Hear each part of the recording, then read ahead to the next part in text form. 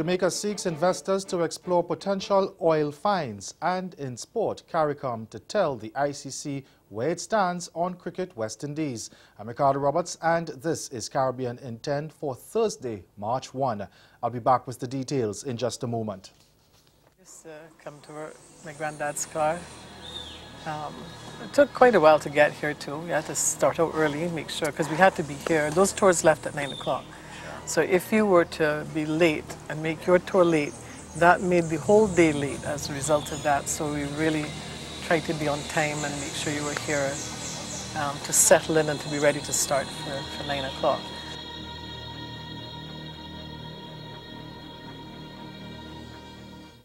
First, you should know that I am the co-chair of the Democratic Attorney General's Association.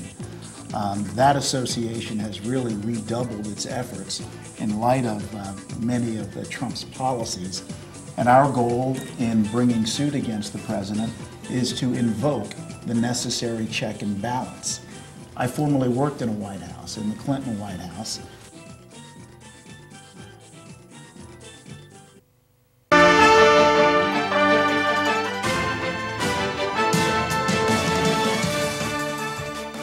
The Petroleum Corporation of Jamaica, the PCJ, is now actively seeking overseas investors to tap into the discovery of two independent live oil seeps in different sections of the northwestern parish of Trelawney.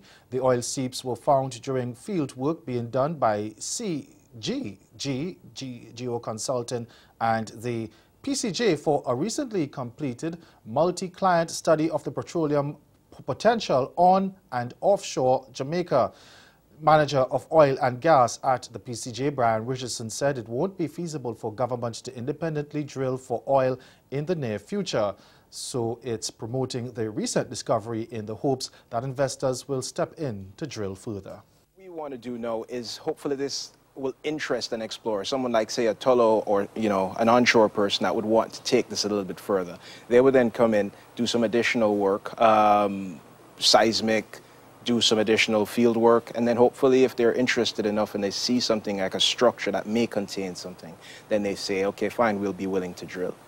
What we do is to allow an explorer to come into the country, like Tullow, to then use their resources and explore. Because it's a risk game. It's like 1 in 10 wells that are drilled are successful. So 1 in 10. Okay.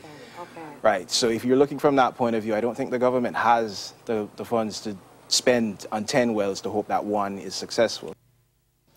The Trinidad and Tobago Police Service is reporting an increase in crimes against children. At least 50 reports of such offences have been made so far this year.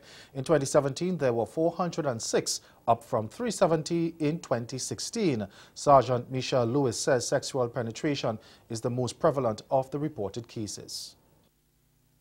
We see that sexual penetration against a child carries more than 60% over the year 2015, 2016, 2017, over 60% of the offenses against children.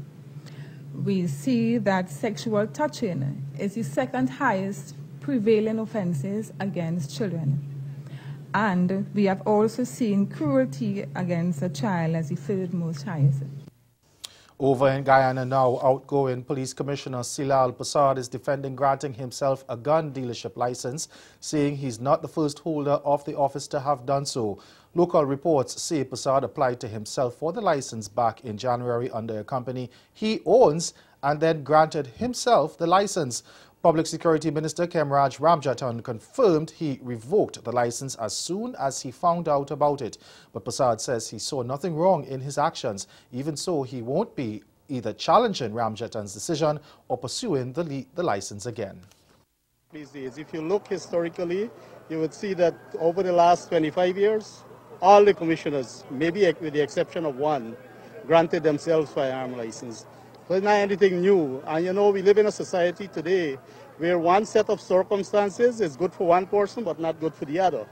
Regarding the firearm dealership license, in the 1980s there was a commissioner who granted himself dealership license, so there is precedent. Stay with us, your Midday Sport is next.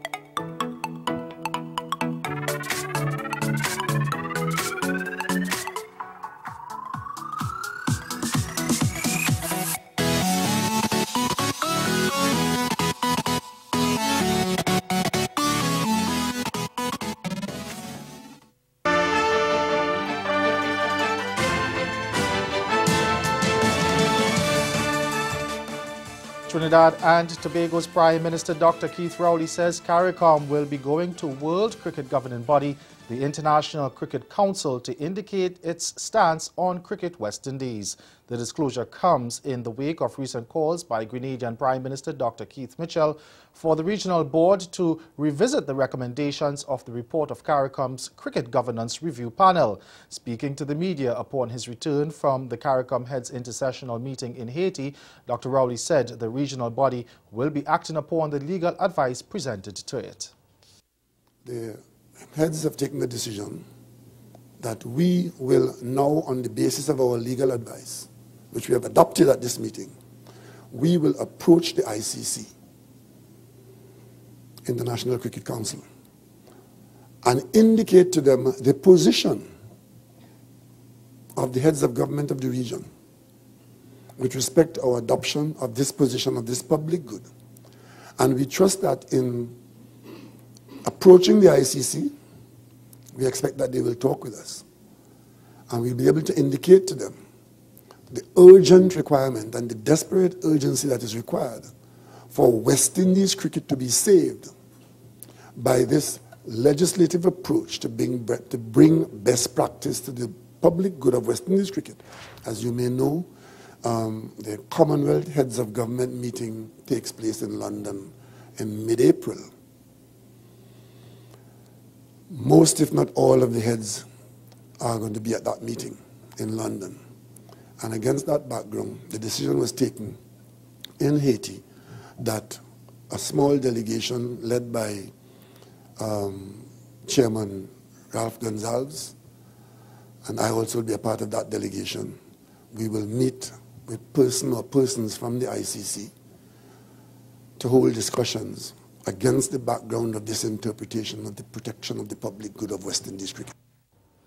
Still in cricket, West Indies bounced back from their humiliating defeat against Afghanistan to beat United Arab Emirates by 32 runs in the second official warm-up match of the ICC World Cup qualifiers. Poor batting haunted the regional squad after they were dismissed for 118 at the Harare Sports Club. Guyanese left-handed batsman Shimron Hetmyer scored a paltry 20 as top scorer for the Windies. Opening batsman Chris Gayle was dismissed on 16 while Evan Lewis perished on 10.